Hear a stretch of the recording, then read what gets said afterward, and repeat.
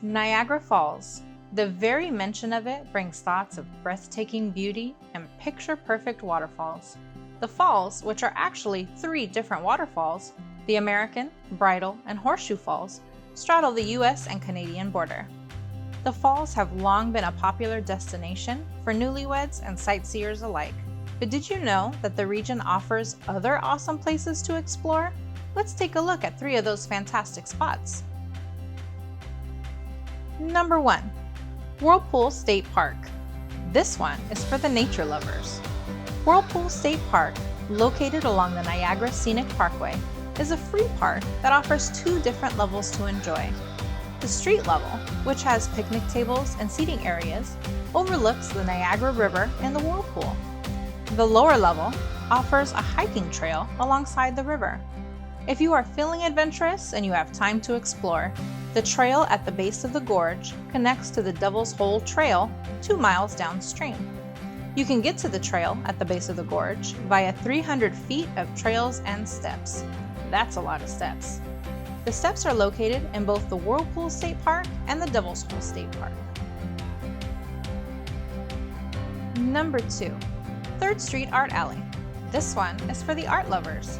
Located just a few minutes from the falls, the 3rd Street Art Alley is a colorful and innovative use of space with 19 different murals. Different pieces in the alley have utilized the decay in the walls and incorporated them into their murals. One of the things that makes this so unique is that the space is designed to evolve as the murals decay and suffer the elements.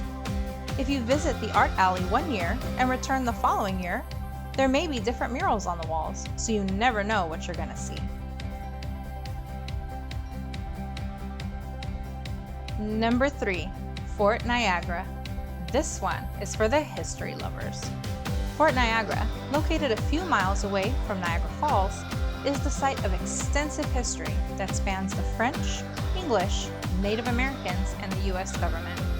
The earliest structure was built in 1678, but it didn't last. A new fort was built on the same site in 1687, but due to the harsh winter and the disease that followed, the site was abandoned. It wasn't until the 1720s that Louis Thomas Chabert de Joncaire was granted permission by several chiefs of the Senecas to build a French trading post called the House of Peace. The name that we know it by today, the French Castle, wasn't used until the 19th century. The fort was expanded to its present size in 1755 due to increased tensions between French and British colonial interests.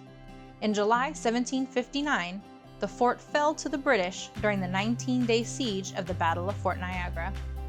The British occupied the fort even after it was ceded to the United States after the Treaty of Paris ended the American War for Independence in 1783. It wasn't until the signing of the Jay Treaty in 1796 did the U.S. occupy the fort. But on the night of December 19, 1813, British forces again captured the fort and held it for the duration of the War of 1812. They relinquished it under the terms of the Treaty of Ghent, and the U.S. has retained control ever since. The fort was used to train troops for the Spanish-American War and World War I. During World War II, it was used as an induction center and later a POW camp. During the Korean War, the fort was used as a headquarters for anti-aircraft artillery. The U.S. Army officially deactivated Fort Niagara in 1963, but there is still a military presence on the site, with the U.S. Coast Guard operating at the bottoms, making Fort Niagara one of the longest continuously run military bases in the United States.